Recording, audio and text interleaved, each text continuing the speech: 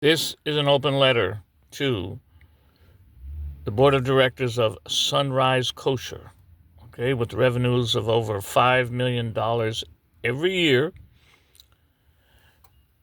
A number of people are on their board of directors. This is a message directed specifically to the following people: Rabbi Yitzcok Feldman of Sunrise Kosher, Rabbi Avi Liebowitz of Sunrise Kosher,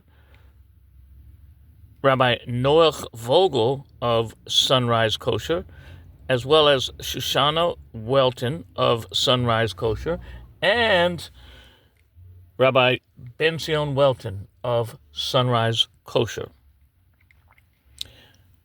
This is concerning another member of your staff named Yehuda Ferris.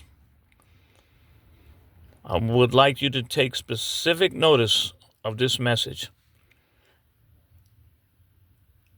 There's a man who worked for Benzion Welton, Sharona Welton, Yehuda Ferris, and his wife Miriam for about 35 years. His name is Levi Abalafia.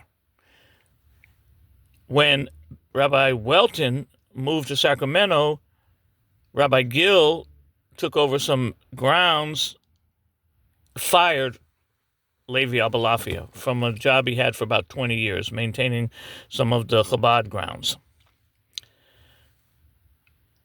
Levi Abalafia continued to work for Yehuda Ferris and his wife Miriam. Well, he came down with 6 months to live from terminal liver cancer in 2014 and was given 6 months to live every 6 months for 6 years. He got millions of dollars in state-of-the-art medical treatment at world-renowned UCSF, etc. He was on the transplant list for a year or two. His brother was the only one who volunteered to give him a piece of his liver. Nobody else did. What is this message about? I'll make it extremely clear. 5 years ago, when Levi Abalafia died, he left an irrevocable trust, which is exactly what it sounds like. It's irrevocable. It instructed Yehuda Ferris of Sunrise Kosher to pay the 3 elderly Jewish siblings of Levi Abalafia. Now they're in their 60s. 2 of them out of 3 are homeless as we speak in 2025. None of them have college educations. None of them are financially stable whatsoever. They have no property, no savings, no college education, no marketable skills. They're just drifting along in their 60s, a heartbeat from living in the streets and starving to death, like so many other homeless people across the United States of America. Okay? So Levi Abalafia owned half of a $2 million house in Berkeley. This is another undisputable fact. 1810 Grant Street off Delaware by Ohlone Park. Value $2 million. Levi Abalafia owned half of it, and he put his half in a trust long before he passed away. After he passed away, Yehuda Ferris of Sunrise Kosher presented his 3 siblings with the trust, and that trust said, without exception, that the 3 siblings were to receive $90,000 to split amongst themselves, and if they did not receive it in 9 months, now this was 5 years ago, it says it shall become a lien on the property, on Levi Abalafia's half of the property, until paid in full. Now, 5 years later, the siblings are homeless, broke, and have received nothing but 3 checks for $700 4 years ago and 1 check for $2,500 4 years ago.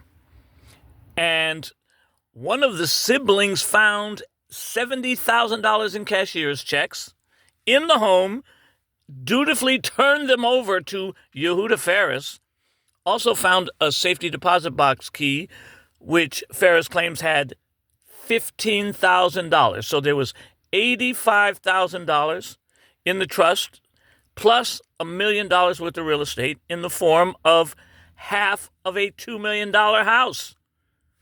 And now 5 years later, Yehuda Ferris has never put a lien on the property, has never paid the siblings the $90,000, and Levi Abalafia's, one of his siblings, went to court and complained after Yehuda Ferris sold Levi Abalafia's half interest in 1810 Grant Street, Berkeley 94703, valued at $1 million.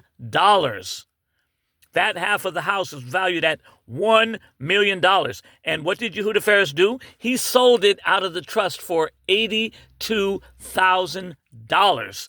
And 5 years later, the three siblings, a heartbeat from Skid Row. No, two of them are on Skid Row. The third one is a heartbeat from Skid Row, and so is her daughter. And Yehuda Ferris hasn't paid them a dime. In fact, he had forced Levi Abalafia's sibling, one of them, to be evicted, and now that person has an eviction on their record for 7 years. So they can't get a job, and they can't get a place to live, and they can't buy a house. And not only that, Yehuda Ferris had him lied in the court under penalty of perjury, made up a whole bunch of lies, and the probate judge deemed that one of the siblings a vexatious litigant.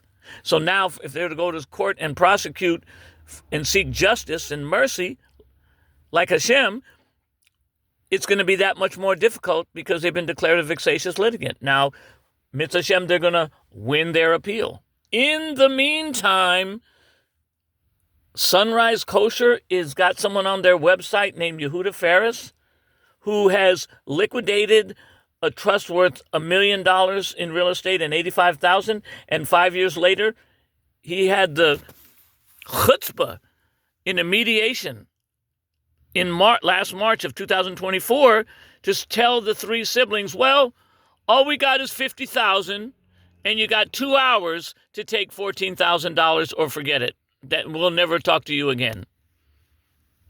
Now, what kind of kosher place that oversees making sure that kosher products are really kosher would be associating with someone like this, who has committed such blatant trust and probate fraud?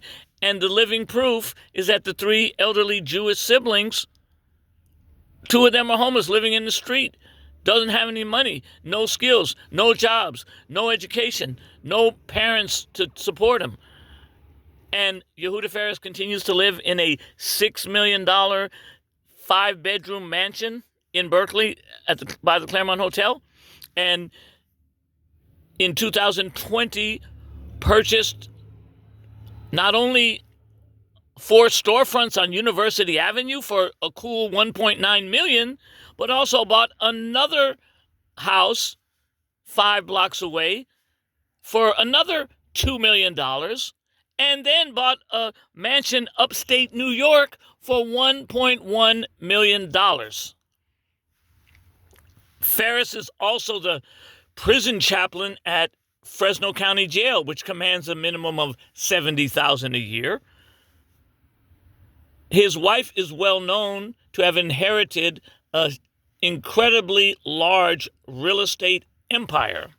And she was harassing Levi Abalafia's sibling that he had to get out of the house 2 months after his brother died, after 6 years of anticipatory grief. The brother kept being told, you got 6 months to live, every 6 months for 6 years. And it wasn't 6 months later, one sibling was living in the house with Levi Abalafia, taking care of him, making sure he got his medication, sitting at the hospital 24/7, making sure he wouldn't go into a nursing home. And what does Miriam Ferris do months later? Well, you got to move out of the house so we can fix it up. Oh, and get those ugly cars out of the driveway because it's devaluing the resale value of the house, and we got to sell the house. And she goes around bragging to everybody like she's selling the house.